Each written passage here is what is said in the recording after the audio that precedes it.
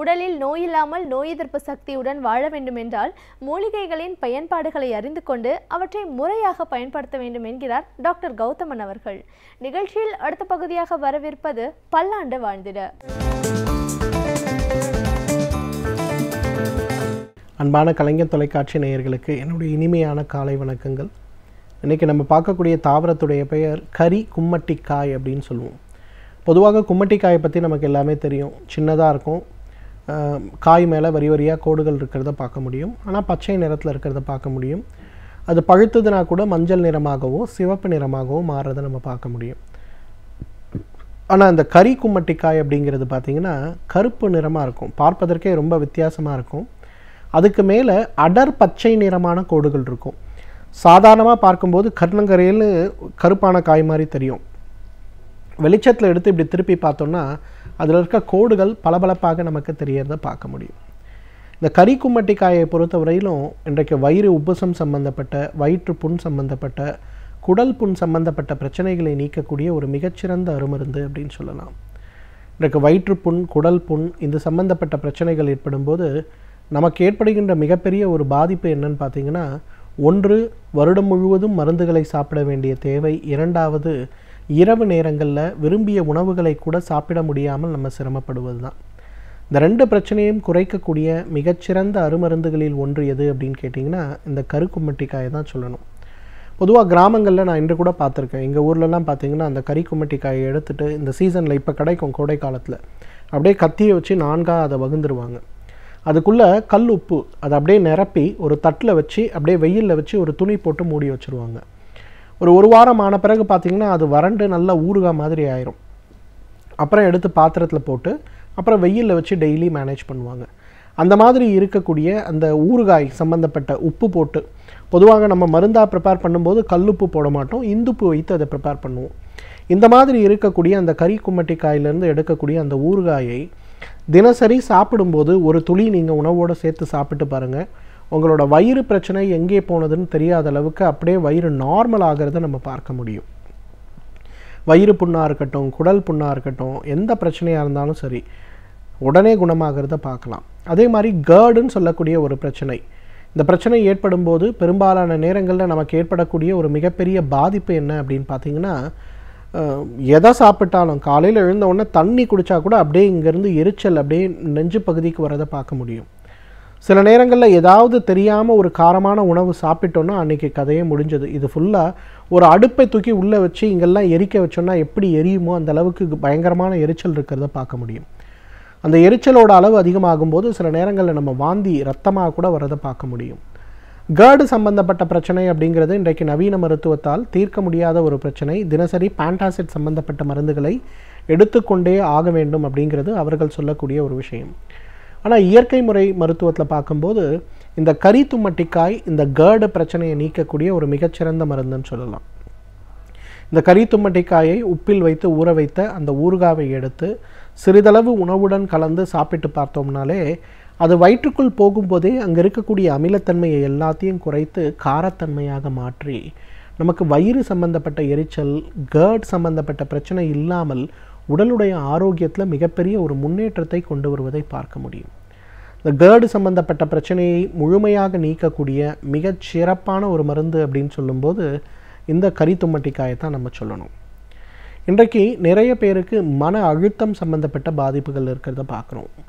இந்த பக்கம் திருமண பிரச்சனை, அந்த பக்கம் திருமண பிரச்சனை, குழந்தைகள் நலத்தில் பிரச்சனை, பெரியவர்கள் திருமணமான பிறகு பிரச்சனைன்னு பிரச்சனை இல்லாதவர்கள், அந்த பிரச்சனை மனதை பாதிக்காதவர்கள் அப்படிங்கிறவரும் இந்த உலகத்தில் யாருமே இல்லை.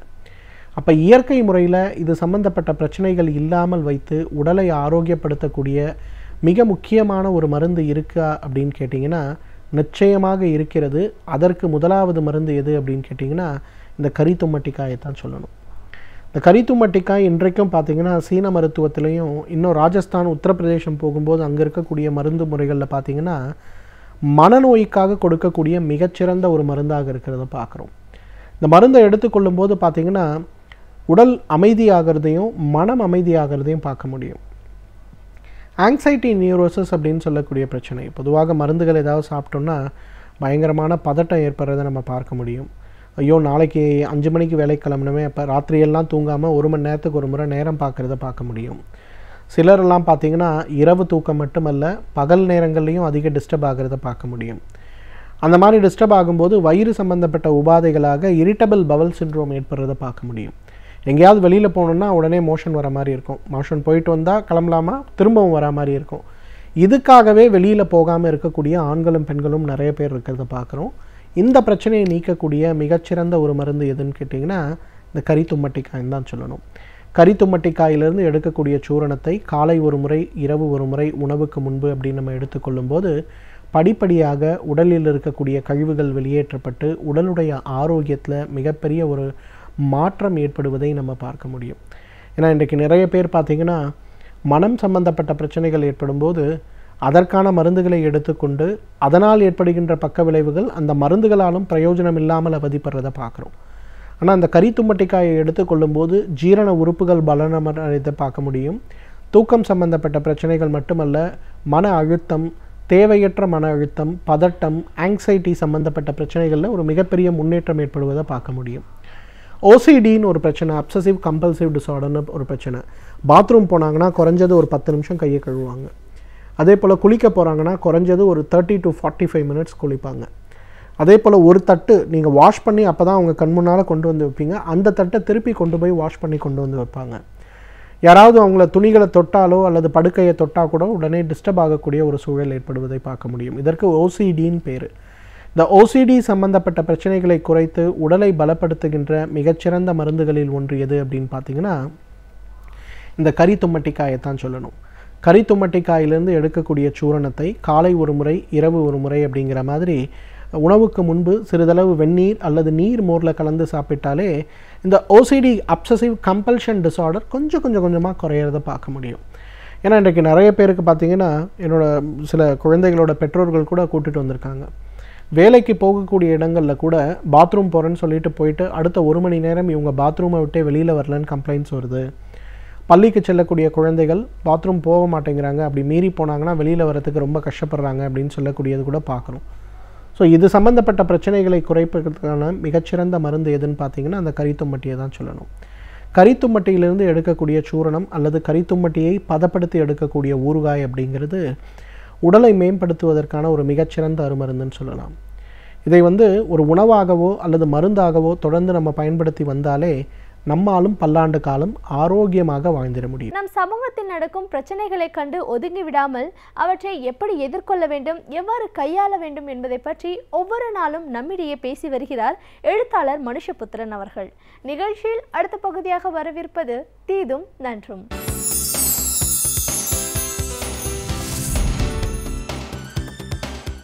வணக்கம் நண்பர்களே, இன்னும் ஒரு இனிய காலை பொழுதில் தீதும் நன்றும் நிகழ்ச்சியில் உங்களை சந்திப்பதில் மிக்க மகிழ்ச்சி அடைகிறேன். சமீபத்தில் மிகவும் பரபரப்பை ஏற்படுத்திய ஒரு சர்வதேச ரீதியான ஒரு செய்தி அல்லது ஒரு பிரச்சனை என்பது உங்களுடைய ஃபேஸ்புக் அக்கவுண்ட் பாதுகாப்பாக இருக்கிறதா என்பதை பற்றியது. முக்கியமாக ஃபேஸ்புக்கில் நீங்கள் உங்களை பற்றி அளிக்கிற தகவல்கள் அல்லது உங்களுடைய வெறுப்புகள் பற்றி நீங்கள் பதிவு செய்யக்கூடிய தகவல்கள் எல்லாம் எப்படி உங்களை மற்றவர்கள் பயன்படுத்தி கொள்வதற்கு அல்லது உங்களுடைய மனங்களை படித்தறிந்து அதற்கேற்ப உங்களை அணுகுவதற்கு அவை எப்படி அந்த தகவல்கள் விற்கப்படுகின்றன, அந்த தகவல்கள் எவ்வாறு தொகுக்கப்பட்டு ஆய்வு செய்யப்பட்டு அது தேவைப்படுகிறவர்களுக்கு அது அளிக்கப்படுகிறது என்கிற ஒரு செய்தி பெரும் பரபரப்பை ஏற்படுத்தியது. கேம்பிரிட்ஜ் அனாலிட்டிகா என்கிற ஒரு அமைப்பு, ஒரு நிறுவனம் கிட்டத்தட்ட 50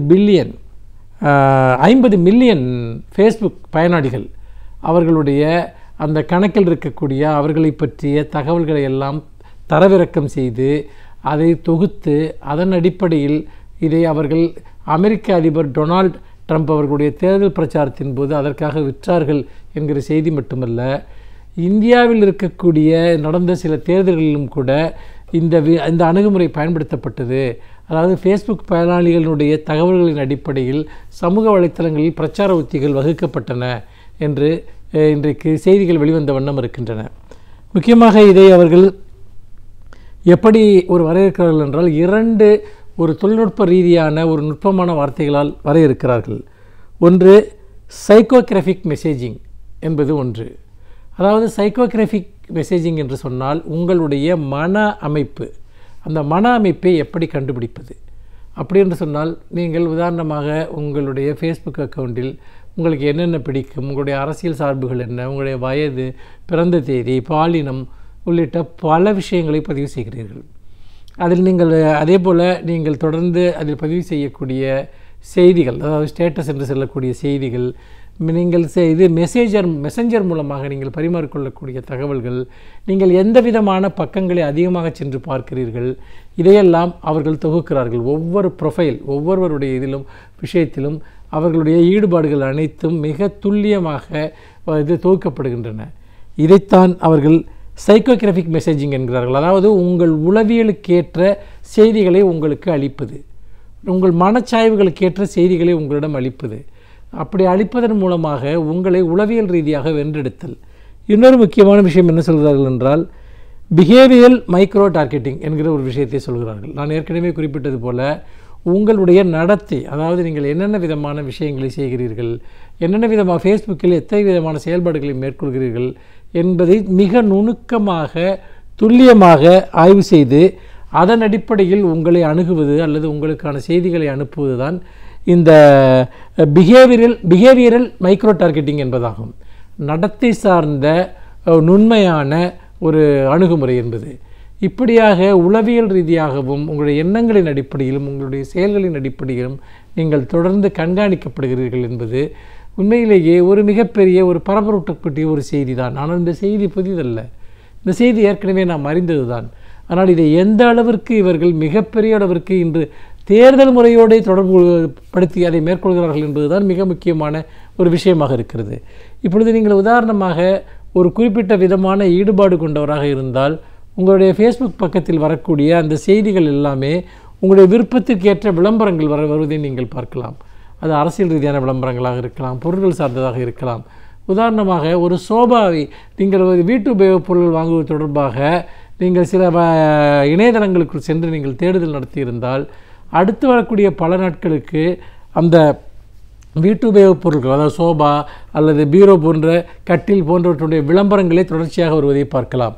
நீங்கள் எதை தேடுகிறீர்கள் என்று தெரிந்து கொண்டு அதை உங்களிடம் திணிப்பது என்பது இது அரசியல் பிரச்சாரத்துக்கு பயன்படுத்தப்படுகிற போது நிறைய பொய்ச் செய்திகள் அல்லது மிகைப்படுத்தப்பட்ட செய்திகள், இடையடாத ஒரு பிரெயின் வாஷ், ஒரு இடையறாத ஒரு மூளைச்சலவை செய்வது என்பதை இவர்கள் வழக்கமாக கொண்டிருக்கிறார்கள். இதற்காக மிகப்பெரிய நிறுவனங்கள் மிகப்பெரிய பணத்தை வாங்கி கொண்டு செலவிடுகின்றன.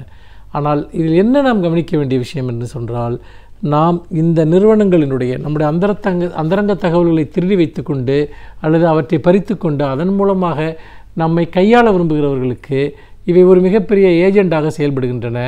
அந்த வகையில் இதை சுருக்கமாக சொல்வது என்று சொன்னால், மனங்களை ஆட்சி செய்வது, மனங்களை வெல்வது. நீங்கள் ஒருவரை அடிமைப்படுத்த வேண்டும் என்று சொன்னால் அவருடைய இயல்புகளை நீங்கள் தெரிந்து கொள்ள வேண்டும், அவருடைய விருப்பு வெறுப்புகளை தெரிந்து கொள்ள வேண்டும், அதற்கேற்ப அவர்களுடைய ஆசைகளை தூண்ட வேண்டும், கனவுகளை தூண்ட வேண்டும், அவருடைய நம்பிக்கைகளின் மீது நீங்கள் பொய்யான சில விஷயங்களை கொடுக்க வேண்டும். இப்படியாக ஒரு உளவியல் பகுப்பாய்வின் அடிப்படையில் இன்றைக்கு இந்த ஃபேஸ்புக் நிறுவனங்கள் மனிதர்களை வர்த்தக நிறுவனங்களுக்கோ அரசியல் அமைப்புகளுக்கோ காட்டி கொடுக்கிற அல்லது விற்கிற வேலையை செய்து கொண்டிருக்கின்றன. இது உண்மையிலேயே ஒரு தனிநபர் சுதந்திரம், பாதுகாப்பு, தனிமனிதருடைய விருப்புகள், செயல்பாடுகளின் மீது தொடுக்கப்பட்டிருக்கக்கூடிய ஒரு போர் என்று சொல்லலாம், ஒரு யுத்தம் என்று சொல்லலாம். ஆனால் சமீபத்தில் புகழ்பெற்ற இதுபோன்ற இந்த இணையம் சார்ந்த அதிகார வர்க்க நடைமுறைகளை அல்லது குற்றங்களை அம்பலப்படுத்தியவரான எட்வர்ட் ஸ்னோடன், இன்றைக்கு அவர் தலைமறைவாக இருக்கிறார், அமெரிக்காவினுடைய தேடப்படும் குற்றவாளியாக இருக்கிறார். அவர்தான் அமெரிக்கா எப்படி உலக நாடுகளை வேவு பார்க்கிறது என்பதை அவர் உலகத்திற்கு எடுத்துச் சொன்னார். அவர் ஒன்று சொல்கிறார், மிக முக்கியமான ஒரு விஷயம் அது. அதாவது சர்வேலன்ஸ் கம்பெனி என்று சொல்லக்கூடிய கண்காணிக்கக்கூடிய நிறுவனங்கள், அந்த நிறுவனங்கள் தான் இப்பொழுது ரீபிராண்ட் செய்யப்பட்டு மறுபெயர் உருவாக்கப்பட்டு சமூக வலைத்தளங்கள் என்று அழைக்கப்படுகின்றன. ஆனால் இவை எல்லாமே கண்காணிக்கும் நிறுவனங்களே ஒழிய இவை சமூக வலைத்தளங்கள் என்று சொல்வது ஒரு நாகரிகமான பெயர் என்பதை எட்வர்ட் ஸ்னோடன் சுட்டிக்காட்டுகிறார். அப்படிப்பட்ட கண்காணிப்பு அமைப்புகளாக செயல்படக்கூடிய சமூக வலைத்தளங்களிடம் நாம் எச்சரிக்கையாக இருக்க வேண்டும். அவற்றிடமிருந்து நம்முடைய தகவல்களை பாதுகாக்க வேண்டும். இன்னும் சொல்லப்போனால் சட்ட ரீதியாக நம்முடைய உரிமைகளை சமூக வலைத்தளங்களிடமிருந்து எப்படி பாதுகாத்துக் கொள்வது என்பதை பற்றி மனிதகுலம் சிந்திக்க வேண்டிய ஒரு காலம் வந்துவிட்டது என்று நான் நினைக்கிறேன். மீண்டும் இன்னும் ஒரு புதிய சிந்தனையோடு உங்களை சந்திக்கிறேன். நன்றி, வணக்கம். ஒரு துறை துறையை பற்றி நாம் முழுமையாக அறிந்து கொள்ள வேண்டும் என்றால் அந்த துறையை சார்ந்த வல்லுநர்கள் அவர்களின் அனுபவங்களை நம்மோடு பகிர்ந்து கொள்ளும் பொழுதுதான் அவற்றை நாம் முழுமையாக தெரிந்து கொள்ள முடிகிறது. அந்த வகையில் இன்றைக்கு நாம் சந்திக்கவிருக்கும் சிறப்பு விருந்தினர் எந்த துறையிலிருந்து வந்து என்ன பயனுள்ள தகவல்களை நம்மிடையே பகிர்ந்து கொள்ள இருக்கிறார் என்பதை கவனிக்கலாம். நிகழ்ச்சியில் அடுத்த பகுதியாக வரவிருப்பது சிறப்பு விருந்தினர்.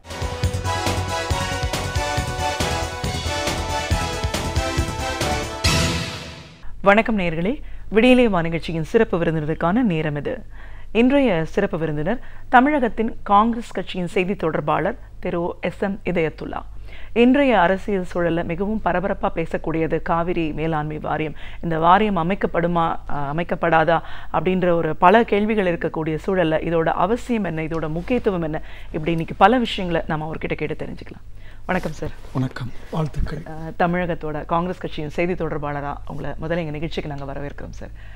இன்னைக்கு நம்ம வந்து அரசியல் சார்ந்த பல பிரச்சனைகள் பல காலகட்டங்களில் நிறைய விவாதங்கள் நம்ம பண்ணியிருக்கோம். அப்படின்னாலும் இன்றைய ஒரு சூழலில் மிகவும் முக்கியமானது அவசியமானது அப்படின்னு நம்ம கருதக்கூடியது காவிரி மேலாண்மை வாரியம். காவிரி நதிநீர் பங்கீடு பிரச்சனை பல ஆண்டுகளாக தொடர்ந்து வந்தாலும் அது எல்லாத்துக்கும் ஒரு வடிகாலாக தமிழகத்துக்கு சாதகமான ஒரு விஷயமா உச்சநீதிமன்றம் கொடுத்துருக்கிற இந்த தீர்ப்பு அமைஞ்சிருக்கு. மேலாண்மை வாரியம் 6 வாரங்களுக்குள்ள அமைக்கணும்னு சொல்லியிருக்காங்க. அந்த ஒரு காலகட்டத்தில் கூட 4-5 வாரங்களை நம்ம கடந்த இந்த ஒரு சூழலையும் இன்னும் அதற்கான ஒரு நடவடிக்கைகளை மத்திய அரசாங்கம் செயல்படலை. அதை வலியுறுத்தி சொல்ல வேண்டிய அவசியத்தில் இருக்கிற மாநில அரசாங்கமும் மிகவும் மெத்தனமாக இதை கையாண்டுட்டு இருக்கிறது நம்ம பார்க்குறோம். இப்போ ஒரு நாள் கணக்கில் ஒரு கவுண்ட் டவுன் மாதிரி போயிட்டு இருக்கு. இந்த வாரியம் அமைக்கிறதோட முக்கியத்துவம், அமைக்கப்படுமா இல்லையா அப்படின்ற ஒரு கேள்வியும் இருக்கு. ஸோ இது சார்ந்த விஷயங்கள் தான் இன்னைக்கு நம்ம முழுமையாக பேச போகிறோம். காவிரி மேலாண்மை வாரியம் இந்த ஒரு அமைத்தால் மட்டுமே தான் தமிழகத்துக்கான விஷயங்கள் கிடைக்கும் அப்படின்ற ஒரு நிலைப்பாட்டை இன்னைக்கு நமக்கு வந்திருக்கும். பல தீர்ப்புகளை தாண்டி முக்கியமான ஒரு தீர்ப்பை உச்சநீதிமன்றம் வழங்கியிருக்கு. ஆனால் இந்த 6 வார காலம் அப்படிங்கிறது வந்து அவசியம் கிடையாது, அதில் வந்து காலக்கெடுவெலாம் நிர்ணயிக்கலை அப்படின்னு மத்திய அமைச்சர், ஒரு முக்கியமான அமைச்சரே வந்து இதை சொல்லக்கூடிய ஒரு சூழலை நம்ம இன்னைக்கு பார்க்குறோம். இந்த மேலாண்மை வாரியம் இதோட இந்த காலக்கெடு இது அவசியம் ஏன் நம்ம செய்யணும் அப்படின்ற விஷயத்துலேருந்து நம்ம பேச ஆரம்பிக்கலாம் சார். காவிரி என்பது தமிழக மக்களின் ஒரு ஜீவாதார பிரச்சனை. தமிழ்நாடு மட்டுமல்ல, புதுவை, கேரளா, வழங்கக்கூடிய மாநிலமான கர்நாடகா, அங்கு உள்ளவர்களும் விவசாயிகள் தான். ஆனால் தமிழகத்தை பொறுத்தவரை தொடர்ந்து காவிரி நீர் வஞ்சிக்கப்பட்டுத்தான் வந்து கொண்டிருக்கிறது. இதற்காக இன்றைக்கு கர்நாடக மாநிலம் என்று ஒரு மாநிலம் இருக்கிறது. 1956க்கு முன் அப்படி ஒரு மாநிலமே இல்லை. தமிழகம்தான் மெட்ராஸ் பிரசிடென்சி என்ற பெயரில் ஒரு 4 மாநிலங்களுடைய பெரும் பகுதி உள்ளடக்கிய ஒரு மாநிலமாக இருந்த ஒரு காலம். அதற்கு முன்னர் வெள்ளையர்களுடைய ஆட்சியில் கூட தமிழகத்திற்கு இத்தனை டிஎம்சி அளவு தண்ணீர் தர வேண்டும் என்றெல்லாம் நமக்கு தந்த ஒரு காலகட்டம். அது மட்டுமல்ல, தங்கு தடையின்றி தடுப்பின்றி கூட அங்கு பெரும்பாலான அணையின்றி கூட நமக்கு தொடர்ந்து வெள்ளம் போல் காவிரி வந்தது. ஏன் வெள்ளம் என்று சொல்லியிருந்தால், பல நேரங்களிலே காவிரி வெள்ளத்தினால் தமிழகம் பாதிக்கப்பட்டிருக்கிறது. கர்நாடகத்துக்கு அந்த நாள் எந்த பாதிப்பும் இல்லை. அவர்கள் மாநில அரசு 1956 உருவான பிறகு இந்த காவிரிக்கு புதிதாக அணைகளை கட்டினார்கள். உள்ளபடி அவர்கள் மத்திய அரசுடைய அனுமதியும் தமிழகம் போன்ற மாநிலங்களுடைய ஆலோசனையும் கேட்டுத்தான் செய்திருக்க வேண்டும். ஆனால் தன்னிச்சையாக ஹாரங்கி, ஹேமாவதி போன்ற பல அணைக்கட்டுகளை கட்டி நமக்கு தொடர்ந்து வெள்ளம் போல் வந்த அந்த நீர் இன்று அளவிட்டு வரக்கூடிய ஒரு சூழ்நிலையை அவர்கள் ஏற்படுத்தியிருக்கிறார்கள். இது வரலாறு. இதற்காக வேண்டி பல போராட்டங்கள் எல்லாம் நடந்தது. அதை பற்றி பேசுவதற்கு முன்பு இன்றைக்கு மிக முக்கியமான ஒரு சூழல், நீங்களே கூறியது போன்று உச்ச நீதிமன்றம் 6 மாத காலத்துக்குள் காவிரி ட்ரிபியூனல் என்று சொல்லக்கூடிய இந்த நடுவர் மன்றத்தினுடைய விஷயங்களை செயல்படுத்த வேண்டும். அதில் குறிப்பாக தமிழகம் கேட்டது காவிரி மேலாண்மை வாரியம். அதுதான் இவ்வளவு காலமாக உச்சநீதிமன்றத்தில் இருந்தது. கடந்த ஆண்டு நம்முடைய உச்சநீதிமன்றம் மத்திய அரசை பார்த்து எங்களுக்கு இம்மீடியட்டாக உடனடியாக இந்த காவிரி மேலாண்மை வாரியத்தை அமைக்க வேண்டும் என்று மத்திய அரசுடைய அந்த தலைமை வழக்கறிஞரிடம் சொன்னது. அவரும் நாங்கள் செய்கிறோம், எனக்கு 4 நாட்கள் அவகாசம் கொடுங்கள் என்று சொல்லிவிட்டு போனார். அவருடைய குரல் மத்திய அரசுடைய குரல் தான். உள்ளபடியே உண்மையிலேயே காவிரி மேலாண்மை வாரியம் அமைக்கப்பட்டிருந்தால் கடந்த ஆண்டே அமைக்கப்பட்டிருக்கும். முந்தைய காங்கிரஸ் அரசு எப்பொழுது உச்சநீதிமன்றம் அரசிதழிலே வெளியிட வேண்டும் என்று சொன்னதோ அன்றே உடனடியாக அமைத்தது. ஏன்னா உச்சநீதிமன்றத்தை பகைத்து கொள்ளக்கூடாது, உச்சநீதிமன்றத்துடைய வார்த்தையை கேட்க வேண்டும் என்ற அடிப்படையில் அன்றைய காங்கிரஸ் அரசு 2013 அரசிதழில் வெளியிட்டது. அதே போன்றுதான் உச்சநீதிமன்றம் கடந்த ஆண்டு சொன்னது. ஆனால் இந்த 4 நாட்களுக்குள் பாரதிய ஜனதா தலைமையில் இருக்கக்கூடிய மத்திய அரசு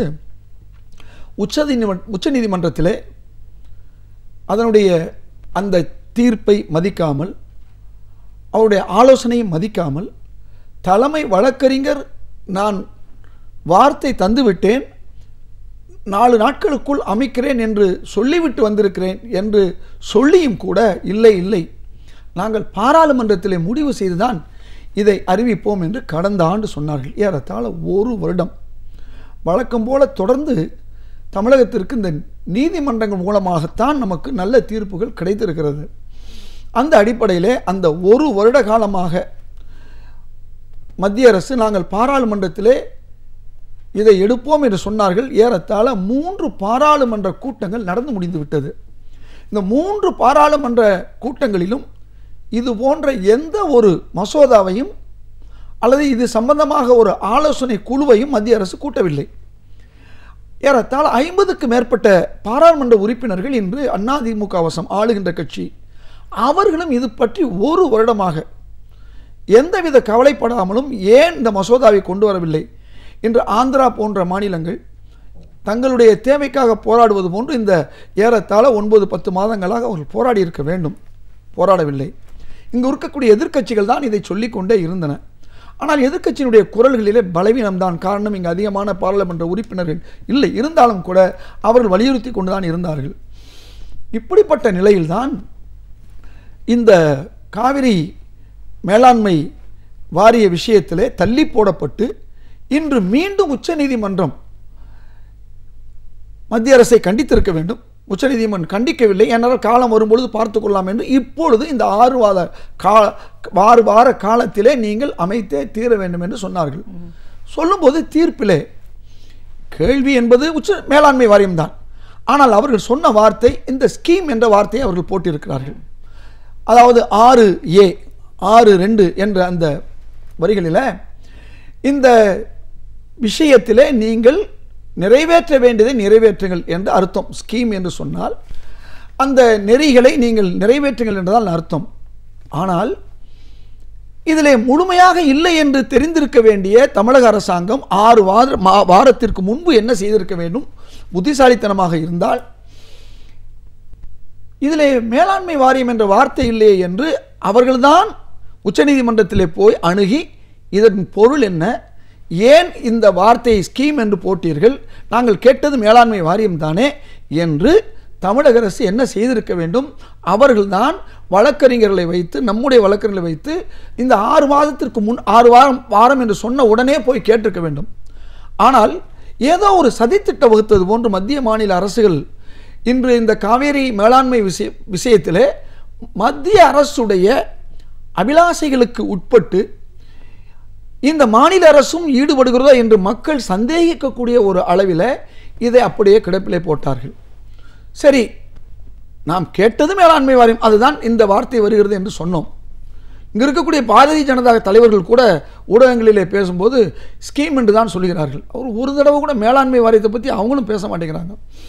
இப்போ இறுதியாக உங்களுக்கு 9ஆம் தேதி நடந்த ஒரு ஆலோசனை கூட்டம், எல்லா மாநில ஆலோசனை கூட்டத்திலே இது பிசுபிசுக்க செய்ய வேண்டும் என்ற அடிப்படையில் தான் அவர்கள் மேலாண்மை வாரியம் என்ற வார்த்தை இல்லை, இதற்காக நாங்கள் இன்னொரு ஸ்கீமை தயார் செய்கிறோம், அந்த ஸ்கீம் என்றால் அது மேலாண்மை வாரியமாக இருந்தால் பிரச்சனை இல்லை, ஆனால் புதிதாக நாங்கள் ஒரு மேற்பார்வை வாரியத்தை நாங்கள் அமைப்போம் என்று மத்திய அரசுடைய வார்த்தைகளை கேட்டுத்தான் யூபி சிங் என்று சொல்லக்கூடிய செயலாளர், அந்த வேளாண்மைத்துறை செயலாளர் அல்லது நீர் மேலாண்மைத்துறை செயலாளர் இந்த வார்த்தையை சொல்லுகிறார் என்றால் இது மத்திய அரசுடைய குரல். தொடர்ந்து கேட்டது அப்பீலோ அல்லது நாம் கொடுத்திருக்கக்கூடிய அந்த தேவையோ மேலாண்மை வாரியம்தான். இப்பொழுது புதிதாக இந்த வார்த்தையை ஏன் சொல்லுகிறார்கள் என்று கேட்டபொழுது, இப்பொழுது பாஜகவை பொறுத்தவரை தொடர்ந்து தமிழகத்தினுடைய பல்வேறு கோரிக்கைகளை புறக்கணித்து தான் வந்திருக்கிறது. அது நீட்டு விஷயமாக இருக்கட்டும், கீழடியிலே உள்ள விஷயத்தில் அவர்கள் செய்த உள்ளடி வேலையாக இருக்கட்டும், அதே போன்று கதிராமங்கலம், நெடுவாசல் போன்ற விஷயங்கள் எல்லாம், நீட் தேர்வில் எல்லா விஷயங்களிலும், ஜல்லிக்கட்டு விஷயத்திலும் ஆரம்பத்திலே நமக்கு எதிராகத்தான் இருந்தார்கள். இதற்கெல்லாம் காரணம் துரதிர்ஷ்டவசமாக ஒரு அரசு, ஆண்மை மிக்க அரசாக இருக்க வேண்டிய ஒரு அரசு, ஒரு ஆண்மை இல்லாத அரசாக, மத்திய அரசுக்கு பயப்படக்கூடிய ஒரு அரசாக, அவர்கள் தயவிலே இருக்கக்கூடிய ஒரு அரசாக, பாஜக முட்டு கொடுக்கக்கூடிய, பாஜகவுடைய பினாமி அரசு என்று மக்கள் பேசக்கூடிய அளவிலே இருக்கக்கூடிய ஒரு அரசாக இருப்பதால், அவருடைய கண்ணசைவை பார்த்து காரியங்கள் செய்யக்கூடிய ஒரு அரசாக இருப்பதால், இவர்கள் தமிழகனுடைய நலனை புறக்கணித்து, காவிரி போன்ற சிவாதார பிரச்சனையில் தமிழருடைய நலனை புறக்கணித்து, இதை பற்றி கிஞ்சிற்றும் கவலைப்படாமல் இந்த 6 வாதகளத்தை நகர்த்தி விட்டார்கள். எதிர்க்கட்சிகள் சொன்னது இதற்கு முயற்சி எடுங்கள் என்று அவர்கள் செய்யவில்லை. இப்படிப்பட்ட ஒரு சூழலில்தான் நேற்று கூட உங்களுக்கு தெரியும், ஈரோட்டிலே மாநாடு, எதிர்க்கட்சி தலைவர் மிக தெளிவாக சொன்னார், நாங்கள் எந்த நிலையிலும் மேலாண்மை வாரியத்தை தவிர எதையும் ஏற்றுக்கொள்ள மாட்டோம் என்று சொல்லியிருக்கிறார். இதற்காக நம்ம செய்திருக்க வேண்டும். உங்களுக்கு தெரியும், நம்முடைய ஆந்திராவுடைய முதல்வர் சந்திரபாபு நாயுடு அவர்கள் மத்திய பாஜக அரசை பார்த்து சொன்னார் ஒரு வார்த்தை, நாங்கள் ஒன்றும் தமிழக அரசு அல்ல, எங்களை நீங்கள் ஏமாற்ற முடியாது, அந்த நாடகமெல்லாம் இங்கே நடக்காது என்று சொன்னால் அது என்ன அர்த்தம்? ஒரு இன்னொரு மாநிலத்துடைய முதல்வர், அந்த முதல்வர் இங்கே நடக்கக்கூடிய நாடகத்தை, ஊடகத்துக்கு தெரியாத நாடகத்தை எல்லாம் அந்த முதல்வர் சொல்லுகிறார் என்றால், இங்கே இருக்கக்கூடிய எதிர்க்கட்சி தலைவர்களும் விவசாய தலைவர்களும் சொல்லுகிறார்கள் என்றால், அது கூட புரியாத ஒரு அரசாக தமிழ்நாடு அரசும், இதை புரிந்து கொள்ள மாட்டார்கள், தமிழக மக்கள் நமக்கு சொல்வதற்கெல்லாம் கேட்பார்கள் என்று நினைக்கக்கூடிய ஒரு மத்திய அரசும் இருப்பதால் தான் இன்றைக்கு மிகப்பெரிய ஒரு சிக்கல் இன்றைக்கு உருவாயிருக்கு. மேலாண்மை வாரியம் உச்சநீதிமன்ற தீர்ப்பில் கிடைச்ச சில டெக்னிக்காலிட்டிஸ் மூலமாக மத்திய அரசாங்கம் வந்து இந்த விஷயங்களை தள்ளி போடணும் அப்படின்னு நினைக்கிற ஒரு சூழலில் அவங்க சொல்கிற பல விமர்சனங்களில் வந்து என்னென்னா, இது அண்டை பல நீண்ட கால பிரச்சனை, முன்னாடி காங்கிரஸ் ஆட்சி காலத்திலேயே இதற்கான விஷயங்கள் எல்லாம் அவங்க செய்திருக்கலாம், அவங்க அப்போ செய்யலையே, இப்போ ஒரு கம்பேரிட்டிவ் அப்ரோச் நடத்திட்டு இருக்கிற ஒரு சூழலை நம்ம பார்க்குறோம். இன்னைக்கு இருக்கிற ஒரு தேவை, அதற்கான அவசியம் அப்படின்னு வரும்போது இதில் எந்த ஒரு விஷயத்தின் மூலமா இதை பலகீனப்படுத்தலாம், இல்லை முன்னாடி ஆட்சியாளர்கள் எந்த மாதிரியான ஒரு அணுகுமுறையை இதை எடுத்துக்கிட்டாங்க அப்படின்ற ஒரு நோக்கில் இன்னைக்கு மத்திய அரசாங்கம் செயல்படுது, பாஜக அரசு குறிப்பா செயல்படுது இல்லைங்களா? உங்களுக்கு இந்த வழக்கு எப்போ வந்துச்சு, தீர்ப்பு எப்போ வந்துச்சு, ட்ரிபியூனல் எப்போ கொடுத்துச்சு, நமக்கு முதல் கொடுத்த நீருடைய அளவு எத்தனை டிஎம்சி, அது 195 குறைந்து இன்றைக்கு இறுதி தீர்ப்பு என்று வந்துவிட்டது. இந்த இறுதி தீர்ப்பு என்பது காங்கிரஸ் திமுக கூட்டணி ஆட்சி இருக்கும்போது வரல, ட்ரிபியூனலுடைய தீர்ப்பும் வரல. உச்சநீதிமன்றம் காவிரி மேலாண்மை வாரியத்தை அமை என்ற ஒரு வார்த்தையை கூட காங்கிரஸ் திராவிட முன்னேற்ற கழக கூட்டு யூபிஏ ஆட்சியில் சொல்லவே இல்லை.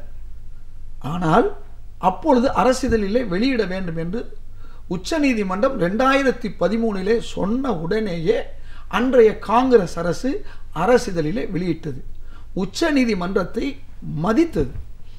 கடந்த ஆட்சியில் டாக்டர் மன்மோகன் சிங் அவர்கள் இருக்கும் பொழுது ஒரு 10 டிஎம்சி தண்ணீர் வேண்டும் என்று அன்றைய திராவிட முன்னேற்ற கழக காங்கிரஸை தமிழக பாராளுமன்ற உறுப்பினர்கள் கேட்ட பொழுது உடனடியாக உத்தரவிட்டார் டாக்டர் மன்மோகன் சிங் அவர்கள். 10 டிஎம்சி தண்ணீர் தமிழகத்துக்கு வந்தது.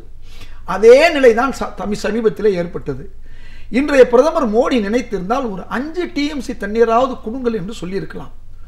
ஆக எந்த நிலையிலும் கர்நாடகா அன்னைக்கு காங்கிரஸ் ஆட்சிக்கு வரலாம், வராமல் போகலாம் என்று கவலையே படவில்லை டாக்டர் மன்மோகன் சிங். அன்றைய யூபி ஆட்சி உடனடியாக கொடுத்தது.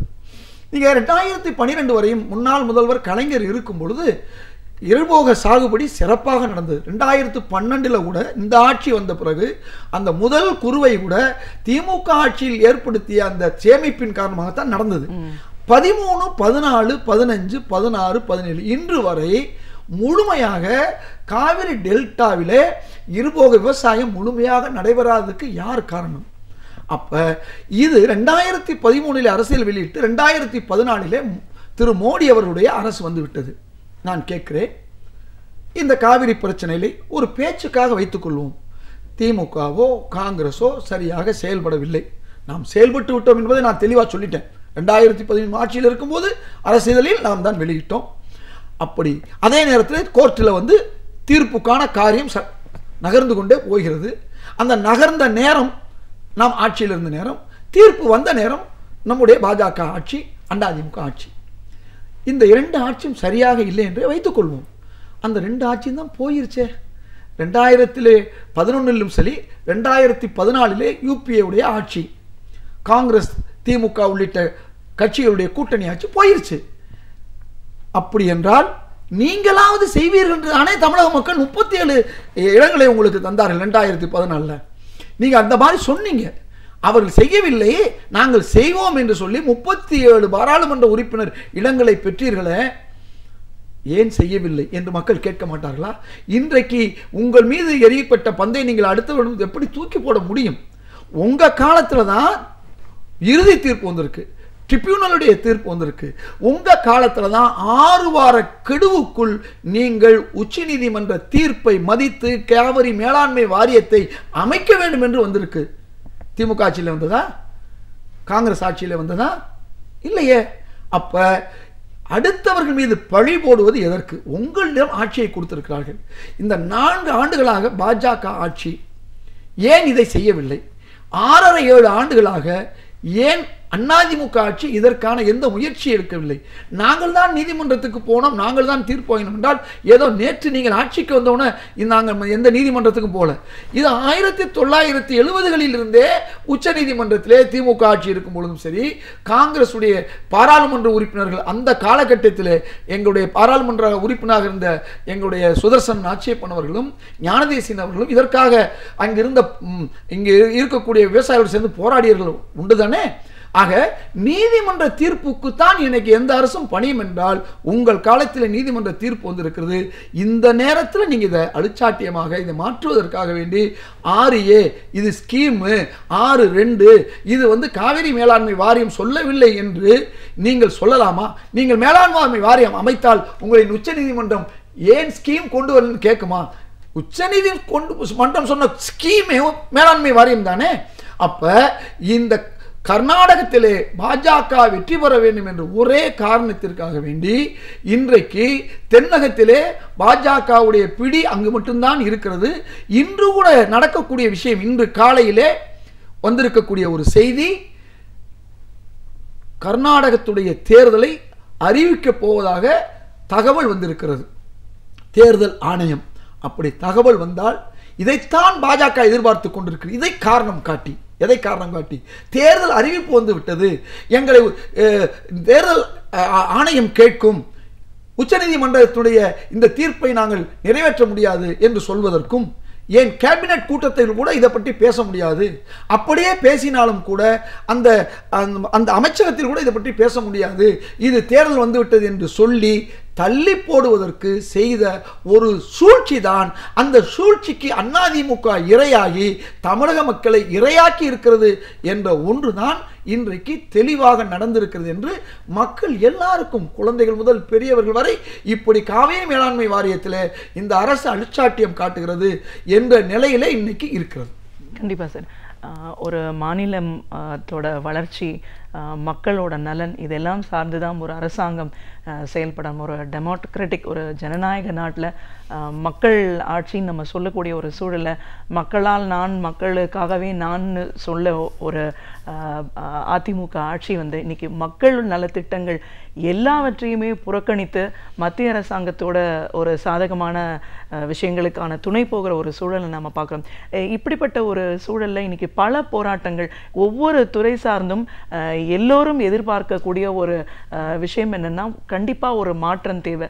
வாழ்வாதார பிரச்சனை, ஜீவாதார பிரச்சனையில் கூட ஒரு மாநில அரசாங்கம் மக்கள் நலன் சார்ந்து செயல்படலைன்னா அப்போ யாருக்காக ஒரு அரசாங்கம் செயல்படுது அப்படின்ற ஒரு நிலை வருது இல்லைங்களா? நிச்சயமா.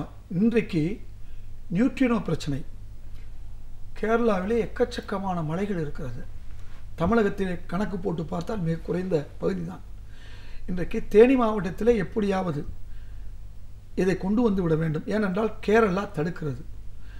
கேரளா தடுக்கிற ஒரு காரணத்தினாலே இன்றைக்கு எப்படியாவது கொண்டு வர வேண்டும் என்று பசுமை தீர்ப்பாயம், இந்த கிரீன் ட்ரிபியூனல் தடை செய்த நிலையிலும் கூட இன்றைக்கு இந்த மத்திய அரசு சுற்றுச்சூழல் துறை அதற்கு அனுமதி அளித்திருக்கிறது. இது எவ்வளவு பெரிய தவறு! கிரீன் ட்ரிபியூனல் என்ன சொல்லுது? பசுமை தீர்ப்பாயம் அந்த அரசோடு கலந்து ஆலோசித்து தான், மக்களோடு கலந்து ஆலோசித்து தான் செய்ய வேண்டும் என்று. இந்த ரெண்டை பற்றியுமே கவலைப்படாமல், நான் சொல்வது இன்னைக்கு வந்த ஒரு விஷயம். அப்ப இதை பற்றி இந்த தமிழகத்தில் இருக்கக்கூடிய அதிமுக ஆட்சி, அம்மா ஆட்சி அம்மா ஆட்சி என்று சொல்லி அந்த பேரை கொண்டு ஏமாற்றக்கூடிய ஒரு ஆட்சி இன்றைக்கு இதை ஏதாவது கேட்டதா?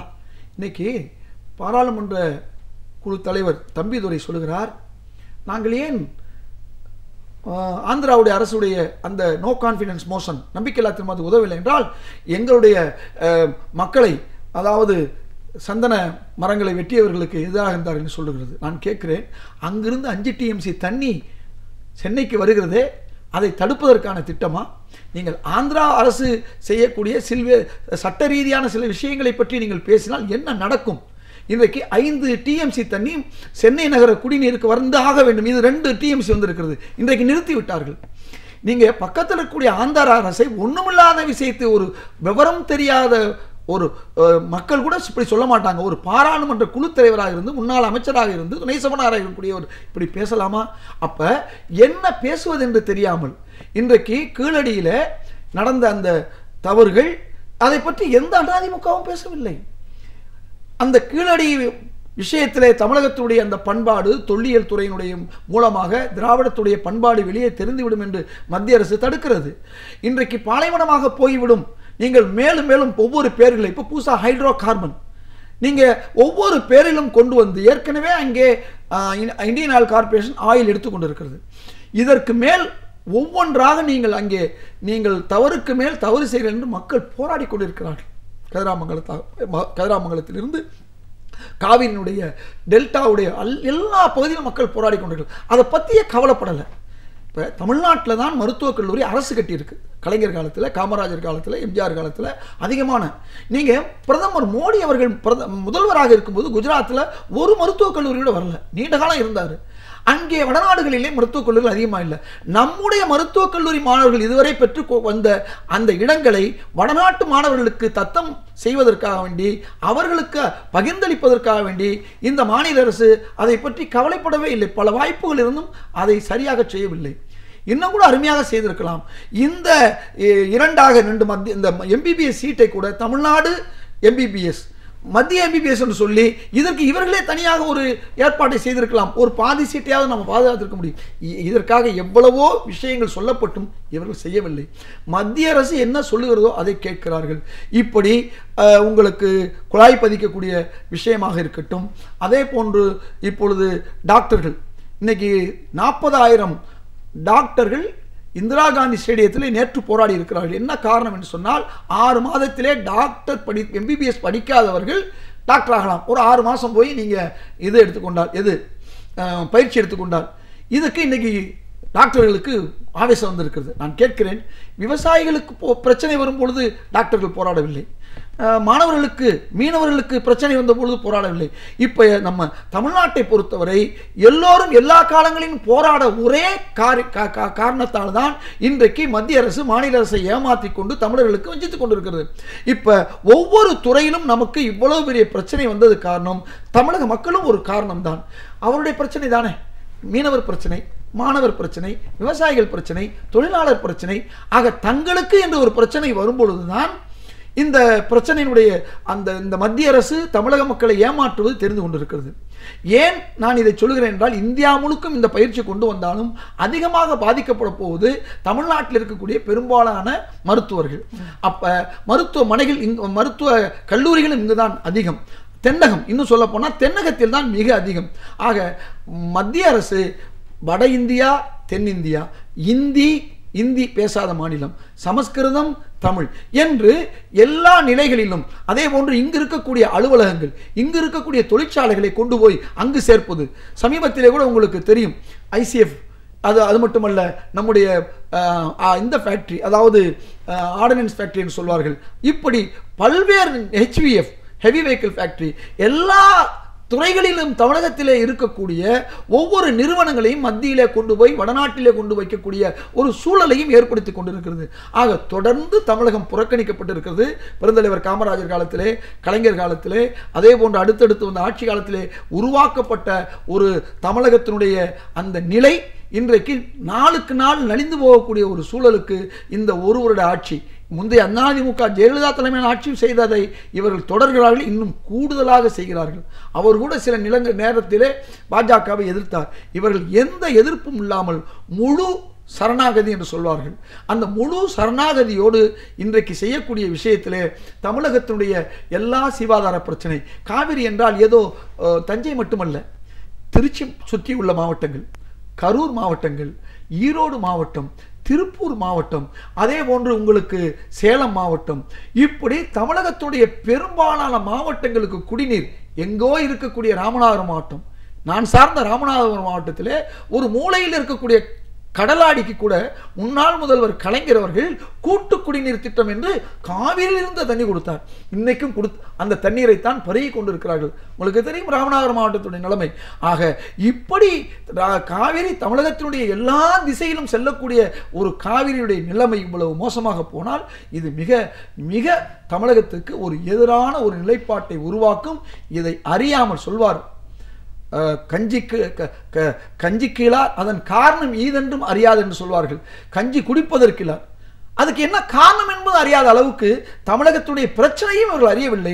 இந்த பிரச்சனையை தீர்க்கக்கூடிய மருந்தையும் தெரியாமல் இருக்கக்கூடிய ஒரு தவறான ஒரு அரசாங்கம், மக்கள் விரோத அரசாங்கம் இன்றைக்கு தமிழகத்திலே துரதிர்ஷ்டவசமாக, அது கூட இருந்தும் கெட்டான் இல்லாமலும் கெட்டான் என்று சொல்வார்கள். முன்னாள் முதல்வர் ஜெயலலிதா இருக்கும் பொழுது தமிழகத்தில் பல பின்னடைவு, அந்த அம்மையார் சென்ற பிறகு அவர் சென்றதின் காரணமாக இவர்கள் துரதிர்ஷ்டமாக வந்து இவர்களாலும் இன்னைக்கு மிகப்பெரிய பின்னடைவு. ஆக தமிழகத்தில் இந்த பின்னடைவை எல்லாம் சரி செய்ய வேண்டும் என்றால் இன்னும் நமக்கு ஒரு நல்ல ஆட்சி தான் தேவை. கண்டிப்பாக சார். இன்றைய சூழலில் தமிழகம் எந்த ஒரு நிலைக்கு தள்ளப்பட்டிருக்கு, எல்லா விதத்திலையும் எவ்வளோ தூரம் வஞ்சிக்கப்பட்டிருக்காங்க, பல விஷயங்களை எங்களோட நீங்கள் பகிர்ந்ததுக்கு நன்றி. நாம் அறிந்திருக்க வேண்டிய பல அரிய தகவல்களை ஒவ்வொரு நாளுமே அழகிய தமிழில் தொகுத்து இனிமையாக வழங்கிக் கொண்டிருக்கிறார் பேராசிரியர் சுபவீரபாண்டியன் அவர்கள். இன்றைக்கு நமக்காக என்ன தகவல்களை கொண்டு வந்திருக்கிறார் என்பதை கவனிக்கலாம். நிகழ்ச்சியில் அடுத்த பகுதியாக வரவிருப்பது ஒன்றை சொல் நன்றை சொல்.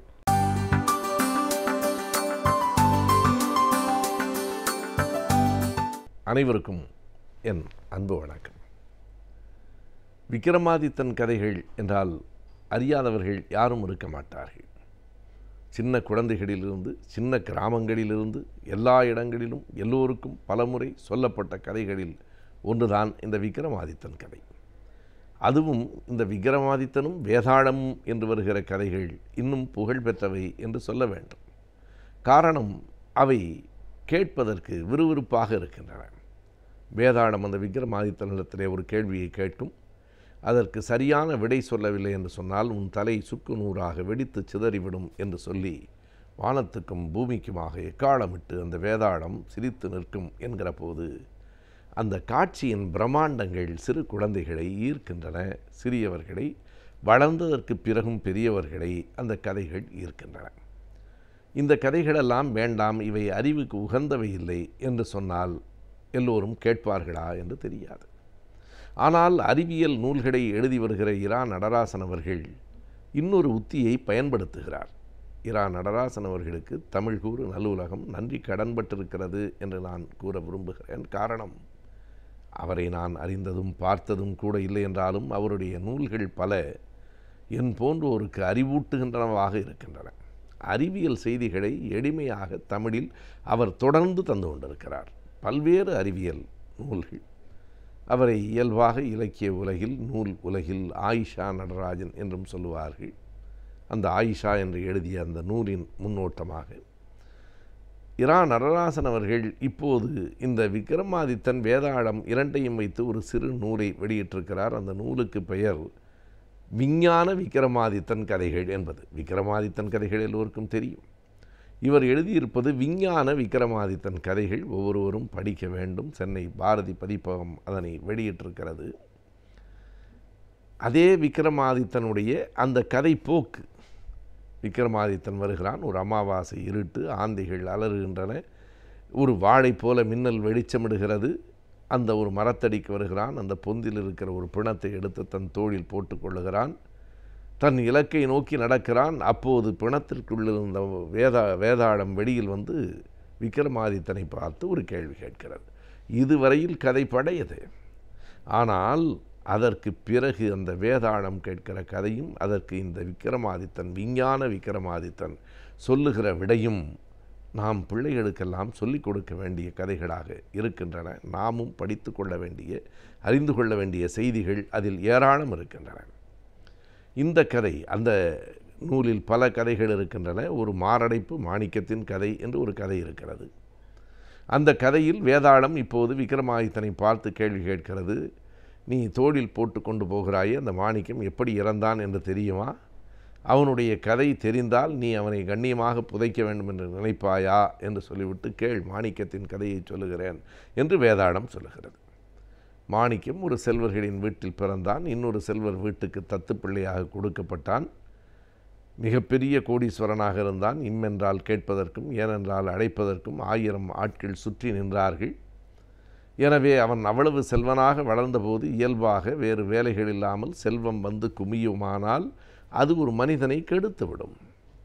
இந்த உலகில் செல்வம் இல்லாமலும் வாழ முடியாது, கூடுதலான செல்வத்தோடும் வாழ முடியாது. இரண்டும் கேடுதான். ஆகையினாலே மிக கூடுதலான செல்வமும் செல்வாக்கும் இந்த மாணிக்கத்தை கெடுத்து விட்டன. நண்பர்களோடு சீட்டாடுவது, மது அருந்துவது, இப்படியே தீய பழக்கங்களால் கடைசியில் மாரடைப்பு வந்து அவன் இறந்து போனான். நினைத்துப்பார், பெரிய பணக்காரனுக்கு வரவேண்டிய மாரடைப்பு வந்திருக்கிறது. அவன் பிறந்தது ஒரு சாதாரண வீட்டில் கூட இருக்கலாம். எனவே இவன் கடவுளால் அவன் செய்த தவறுகளுக்காக தண்டிக்கப்பட்டிருக்கிறான். அவனையா நீ கண்ணியமாக அடக்கம் செய்ய வேண்டும் என்று நினைக்கிறாய் என்று கேட்டுவிட்டு, இதற்கு சரியான விடையை நீ சொல்லவில்லை என்றால் உன் தலை சுக்குநூறாக வெடித்துவிடும் என்று அந்த பழைய வேதாள கதையை கொண்டு வந்து பொருத்தி வேதாளம் மறுபடியும் விண்ணுக்கும் மண்ணுக்குமாய் எக்காலமிட்டு சிரித்து நின்று கொண்டிருக்கிறார். இப்போது விஞ்ஞான விக்ரமாதித்தன் சொல்லுகிற அந்த விடை இருக்கிறதே, இதுவரைக்கும் வந்தது ஒரு கதை, பழைய கதை போக்கு, ஒரு பழைய கதை உத்தி. இது தொன்மங்களை பயன்படுத்தி புதுமைகளை சொல்லுகிற ஒரு பெரிய நவீனமான திறன். இப்போது அந்த விக்ரமாதித்தன் சொல்லுகிறான், முட்டாள் வேதாளமே, இப்படித்தான் தொடங்குகிறது. முட்டாள் வேதாளமே, பழைய கதையை பேசி கொண்டிருக்காதே. ஒருவனுக்கு மாரடைப்பு வருவதற்கு எத்தனையோ காரணங்கள் இருக்கலாம்.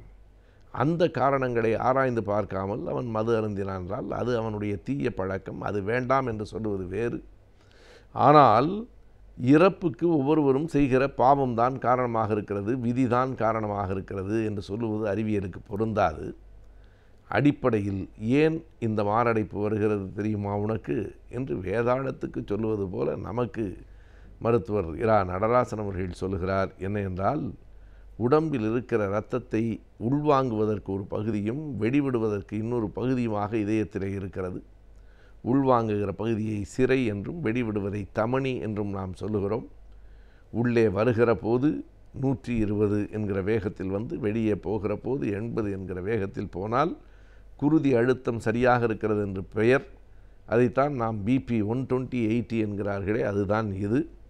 இது மாறிப்போவதற்கு பல காரணங்கள் இருக்கின்றன. கொழுப்பு சத்து அந்த இரத்த குழாய்களில் உறைந்திருக்குமானால் அந்த இரத்த ஓட்டம் தேக்கமடைவதற்கு வாய்ப்பு இருக்கிறது. அது மட்டுமல்லாமல் ஏதேனும் ஒரு குடிப்பழக்கம் மற்றவைகளின் காரணமாகவோ அல்லது வயது காரணமாகவோ இதயம் வீக்கமடைவதற்கும் வாய்ப்பு உண்டு.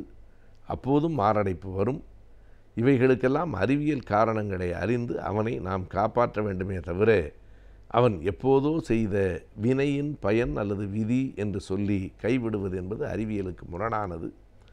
இவற்றை சொல்லிவிட்டு அவர் இன்னமும் சொல்லுகிறார், இப்போது எங்கள் விஞ்ஞான உலகில் பேஸ்மேக்கர் என்கிற புதிய கருவி வந்திருக்கிறது, அதை கூட விடுங்கள், மாற்று இருதய அறுவை சிகிச்சையே நடைபெற்று கொண்டிருக்கிறது. இந்த இதயம் பழுதுபட்டு போகுமானால் அதை சீர் செய்து விட முடியும், மாற்று அறுவை சிகிச்சை செய்ய முடியும்.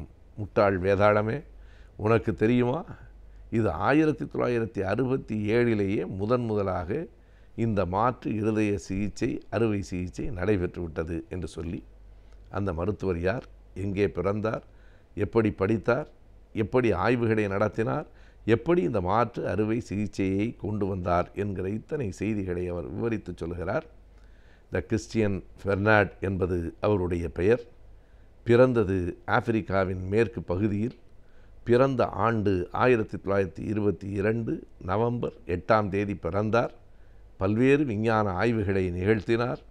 ஒரு 50 நாய்களுக்கு இந்த மாற்று இருதய அறுவை சிகிச்சையை நடத்தி பார்த்து கடைசியாய் அதில் வெற்றி அடைந்து 1967 டிசம்பர் மாதம் 3 லூயிஸ் என்கிறவருக்கு அவர் செய்த அந்த மாற்று அறுவை சிகிச்சை தான் முதல் வெற்றி பெற்ற சிகிச்சை.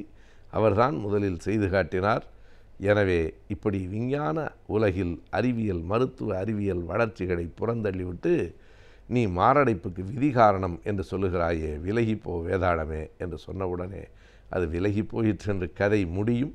பாருங்கள், மாற்று இருதய அறுவை சிகிச்சை எப்போது தொடங்கிற்று, அதை கண்டுபிடித்து செய்த மருத்துவர் யார், இருதயத்தில் அடைப்பு வருவதற்கு என்ன காரணம் என்கிற இத்தனை அறிவியல் செய்திகளை ஒரு கதை போக்கில் சொல்லி கொண்டு போகிற காரணத்தால் படிக்கிறவர்களுக்கு அது சுவையாகவும் புரிந்து கொள்வதற்கு எளிதாகவும் இருக்கிறது.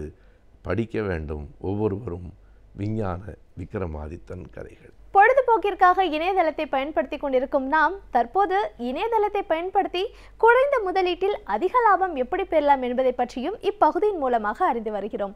அந்த வகையில் இன்றைக்கும் சில விஷயங்களை பற்றி தெரிந்து கொள்ளலாம். நிகழ்ச்சியில் அடுத்த பகுதியாக வரவிருப்பது ஆலோசனை நேரத்தில் வணிகம்.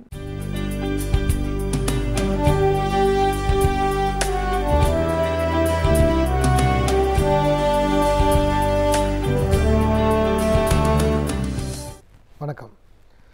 இந்த நிகழ்ச்சியின் வழியாக ஒரு வாரமும் நான் ஒரு தொழில் சம்மந்தப்பட்ட ஆலோசனைகளையும், தொழில் அபிவிருத்தி ஆலோசனைகளையும், தொழில் சம்மந்தப்பட்ட பிரச்சனைகள் வந்ததுன்னா எப்படி ஃபேஸ் பண்ணலாம், என்ன மாதிரி முதலீடு வாங்கலாம், என்ன மாதிரி கடன் வாங்கலாம், எப்படி ஒரு பிஸ்னஸில் இருக்கிற ப்ராப்ளத்தை ஃபேஸ் பண்ணணும், எப்படி புதுசாக பிஸ்னஸில் இன்வெஸ்ட் பண்ணலான்றதை சொல்லிவிட்டு, அதுக்கப்புறமா ஒரு நம்மளோட பிஸ்னஸ் இல்லாத என்ன மாதிரிலாம் இன்வெஸ்ட் பண்ணலாம். அதில் நிறைய டிவியில் நிறைய நிகழ்ச்சியில் ஒவ்வொருத்தரும் ஒரு டைப் சொல்லிகிட்டு இருக்காங்க. இதை வாங்கலாமா அதை வாங்கலாமா அப்படிங்கிற ரெக்கமெண்டேஷன்ஸ் நிறைய பேர் கொடுப்பாங்க. நான் மெயினாக சொல்கிறது கான்செப்ட் சம்மந்தப்பட்டது. இந்த மாதிரி இருந்ததுன்னா எப்படி வாங்கலாம், என்ன மாதிரி இன்வெஸ்ட்மெண்ட்ஸை நம்ம அணுகலாம், அதுக்கு நம்ம என்னென்ன பார்த்துக்கணும், இதுக்கு உண்டான கம்பேரிசன்ஸ் என்ன, எதையும் நம்ம கம்பேர் பண்ணி பார்க்கலாம் அப்படிங்கிறத சொல்லிட்டு வரேன். அதில் ஒரு மொத்தம் 2 எக்ஸாம்பிள் நான் சொல்லியிருந்தேன் கடைசியாக. ஒரு சிஸ்டமேட்டிக் இன்வெஸ்ட்மெண்ட் பிளானில் ஒருத்தர் 4000 ரூபா, ஒரு மியூச்சுவல் ஃபண்டில் ஒரு 4000 ரூபா ஒருத்தர் இன்வெஸ்ட் பண்ணுறாருன்னா 20 வருஷம் கழித்து அதோட வேல்யூ 92 லட்ச ரூபா வரத்துக்கு உண்டான வாய்ப்புகள் இருக்குது. இன்ஃப்ளேஷனை கழிச்சாலுமே 35 லட்ச ரூபாய்க்கு உண்டான வாய்ப்புகள் இருக்குதுன்னு சொல்லியிருந்தேன். அதே மாதிரி ஒரு ரியல் எஸ்டேட்டில் ஒருத்தர் இன்வெஸ்ட் பண்ணுறாரு. அதாவது 50 லட்ச ரூபா ப்ராப்பர்ட்டியை ஐடென்டிஃபை பண்ணி ஒரு மாதத்துக்கு 45,000 ரூபா இஎம்ஐ கட்டுறாரு. 20 வருஷம் கட்டி முடிக்கும்போது அவர் 1.5 கோடி ரூபா, 1 கோடி 20 லட்சம் கட்டுறாரு. வேல்யூ 2 கோடி ரூபா இருக்கும். ஸோ 80 லட்ச ரூபா திரும்பவும் கெயின் பண்ணுறாரு.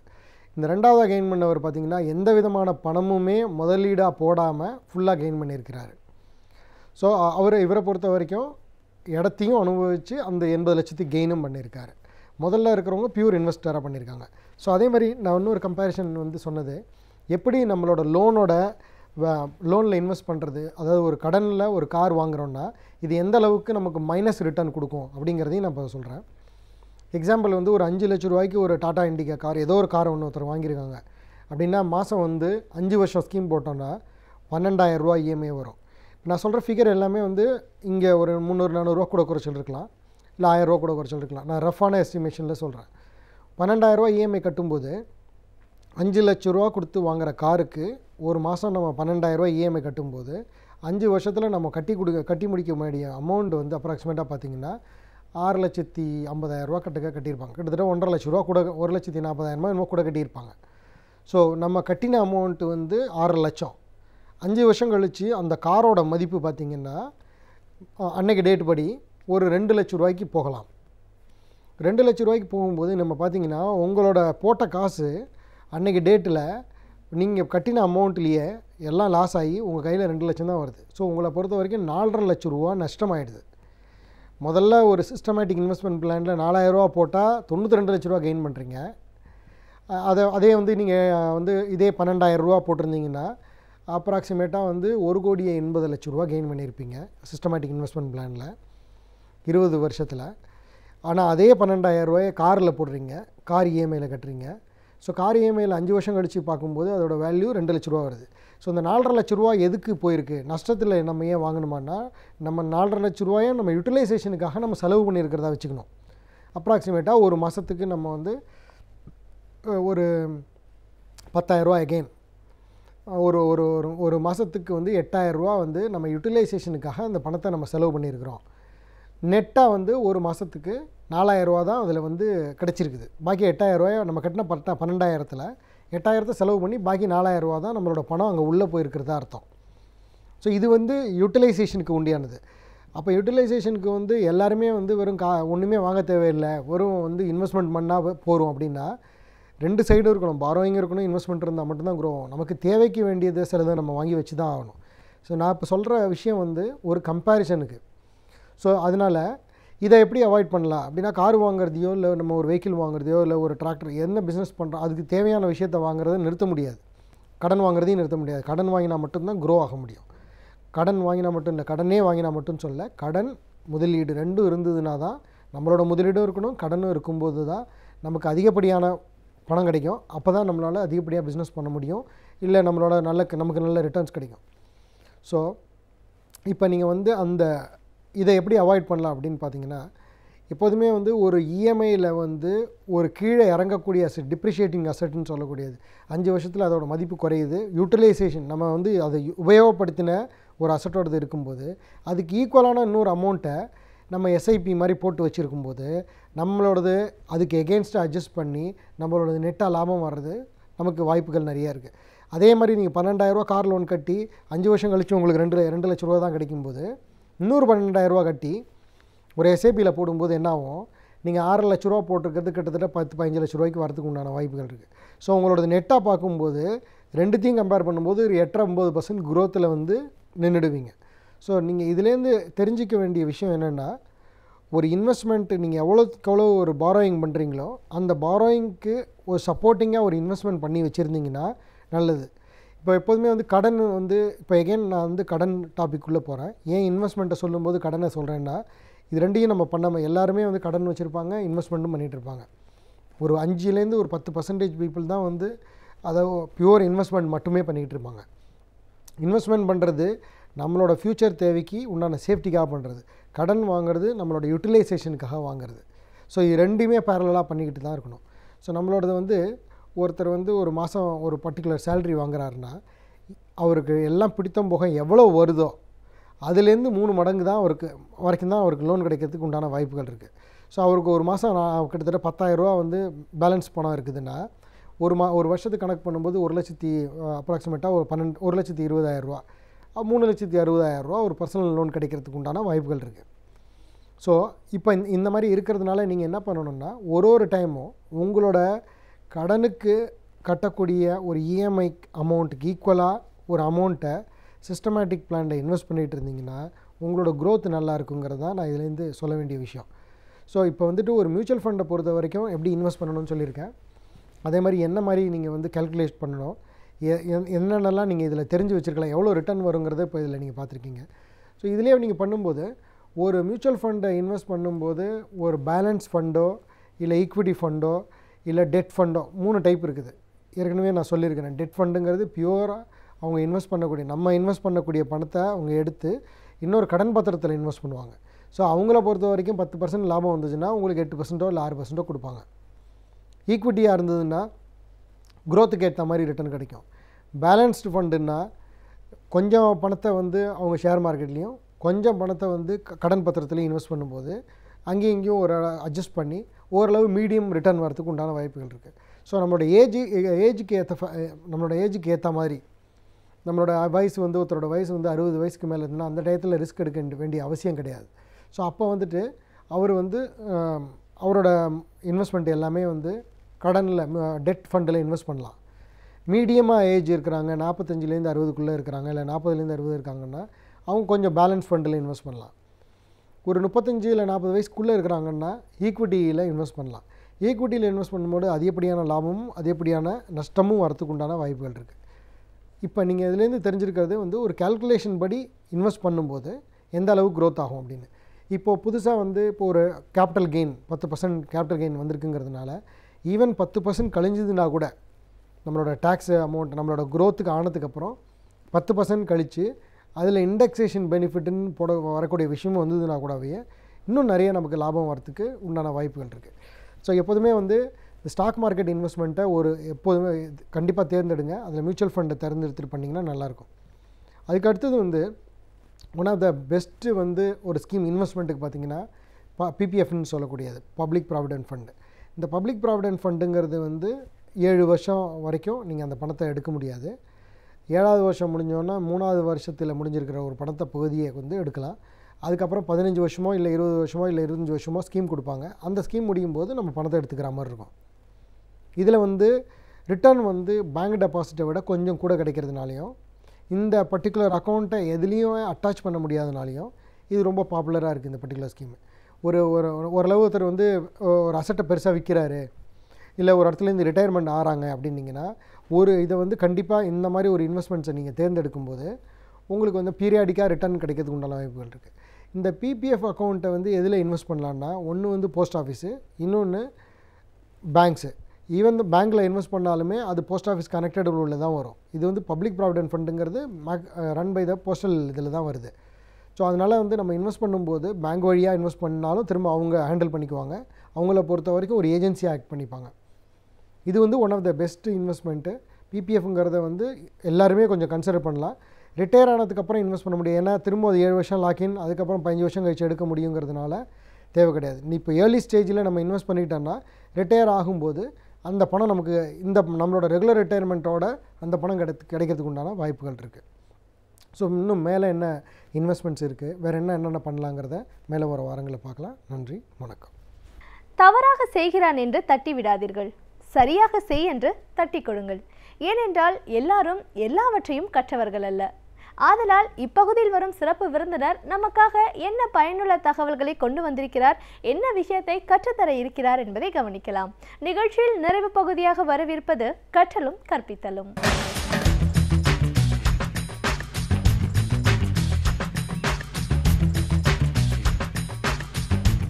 பாசிட்டிவ் ஆட்டிடியூட் பற்றி தான் இன்றைக்கி நம்ம பார்க்க போகிறோம். பாசிட்டிவ் ஆட்டிடியூட்னா என்ன? அதாவதுங்க ஒரு சின்ன கதை சொல்கிறேன். இந்த கதை சொன்னால் உங்களுக்கு பாசிட்டிவ் ஆட்டிடியூட் பற்றி புரியும். இது வந்து ஒரு சீன கதை. அதாவது லீ அப்படின்றது ஒரு பெண்மணி.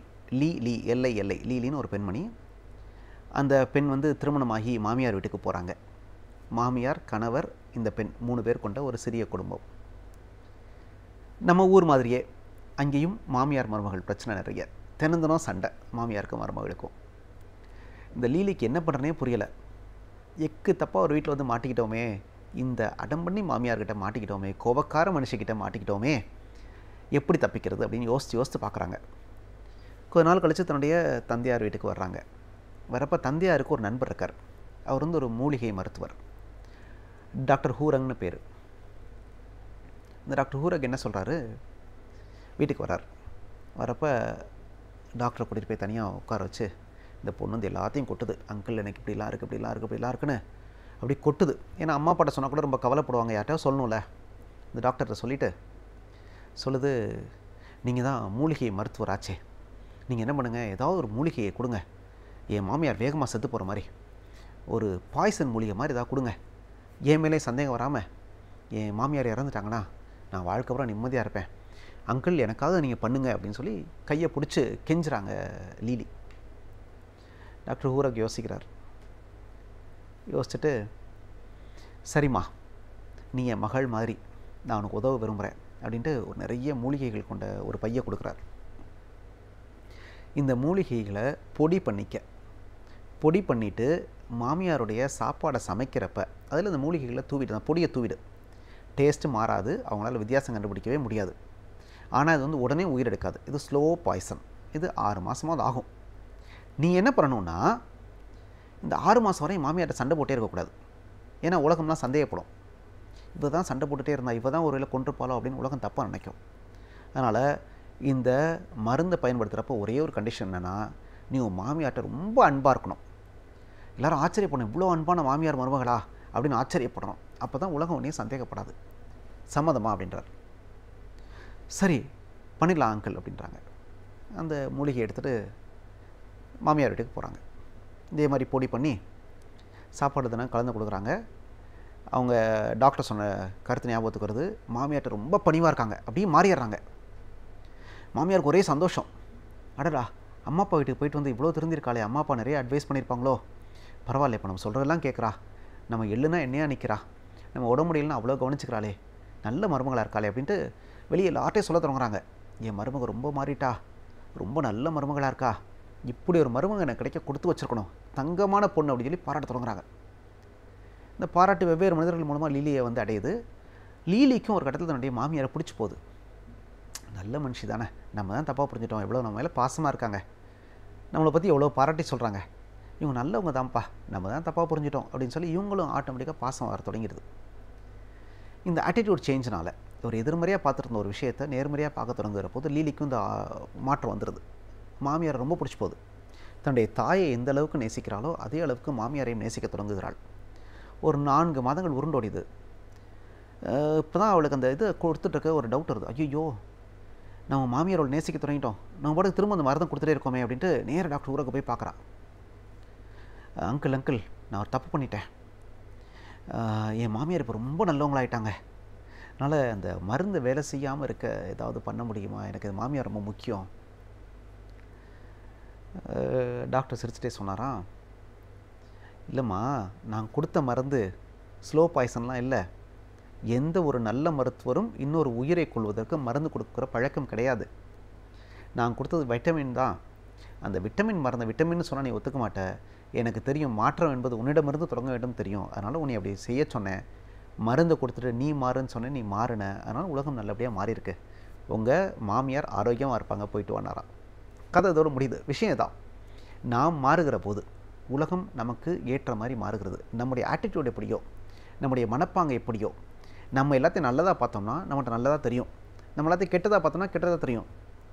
ரோஜா செடி இருக்கே, முல்லை பார்ப்பவர்களுக்கு முள் மட்டும்தான் தெரியும், ரோஜாவை பார்ப்பவர்களுக்கு ரோஜா மட்டும்தான் தெரியும். நீங்கள் எதை பார்க்குறீங்கன்ற ரெண்டு உண்மை தான், ரெண்டும் இருக்குது. நீங்கள் எதை பார்க்குறீங்கன்ற பொறுத்து தான் வாழ்க்கை மாறுகிறது. ஆக நம்ம பாசிட்டிவாக இருக்கிற போது வாழ்க்கை நமக்கு பாசிட்டிவாக இருக்கிறது. ஒரு மேனேஜ்மெண்ட் ஸ்டோரி கூட சொல்லுவாங்க, எல்லாருக்கும் தெரிஞ்ச கதை தான். ஒருத்தர் வந்து மொபைல் ஃபோன் விற்க போனார் ஒரு தீவுக்கு. அங்கே போயிட்டு யார்கிட்டையுமே மொபைல் ஃபோனே இல்லை.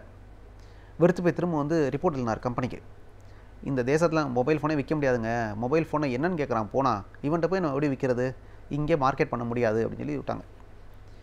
அடுத்த மாதம் அதே கம்பெனிலேருந்து இன்னொரு ரெப்ரஸன்டேட்டிவ் போனார். அதே சூழலை பார்த்துட்டு வந்து ரிப்போர்ட் எழுதினார், மொபைல் ஃபோனை எவனுக்கு என்னன்னே தெரில, இதுதான் சூப்பர் மார்க்கெட், பிரமாதமாக நான் விற்கலாம் சார் அப்படின்னா. பார்வை மாறுகிறது பாருங்கள். ரெண்டுமே உண்மையாக இருக்கலாம், ரெண்டுமே பொய்யாக இருக்கலாம். ஆனால் நான் பாசிட்டிவாக நினைக்கிறப்ப ஒரு பெரிய வாய்ப்பு நம்ம கண்ணுக்கு படுது இல்லையா.